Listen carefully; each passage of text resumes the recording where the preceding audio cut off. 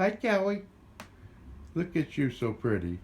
This is my best friend, travel companion, Cali. She's half Shih Tzu, half Lhasa Apso. Has a wonderful temperament, but she does like to bark once in a while when she hears noises and things.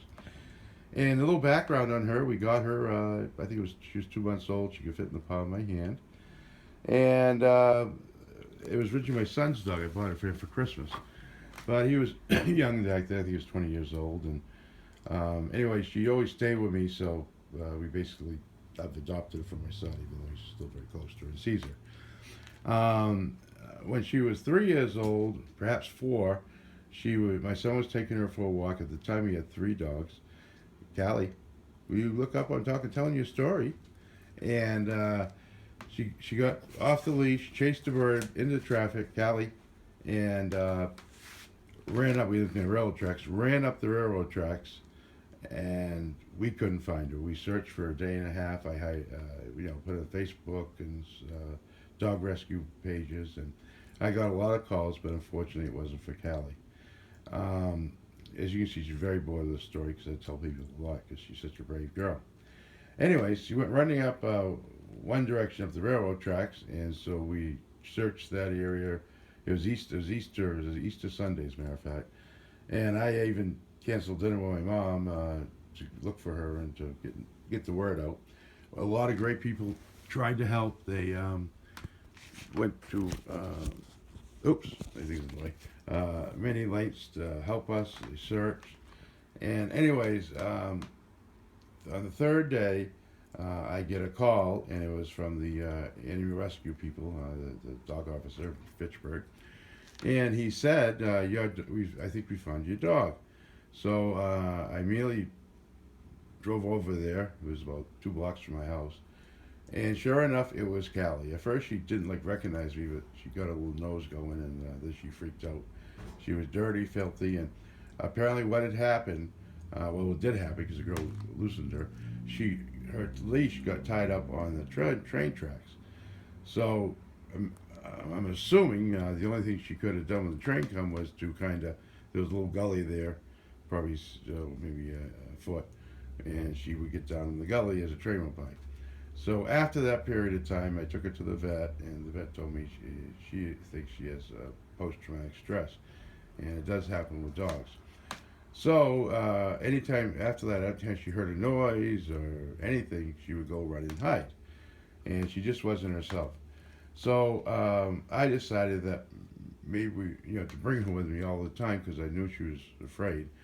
And what ended up happening from all the noises she heard in the car and things like that, and realized nothing bad's going to happen, she's so much better now.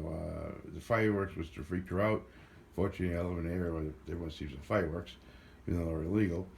Anyway, so when the fireworks would go off, she'd run and hide under the bed or go in my father's room and hide in his bed, a chair. and But with a couple of years of driving around, hearing these noises, now she doesn't freak out. She will bark if she thinks there's a person coming or anything, but she's not hiding under a couch or a chair anymore. So she still is a little freaky at times, but generally she's cured of that and is now my best friend. We travel everywhere. In fact, when I go out and I don't see her, Callie, look up to the people. Callie, say hello. Where's the peoples, huh?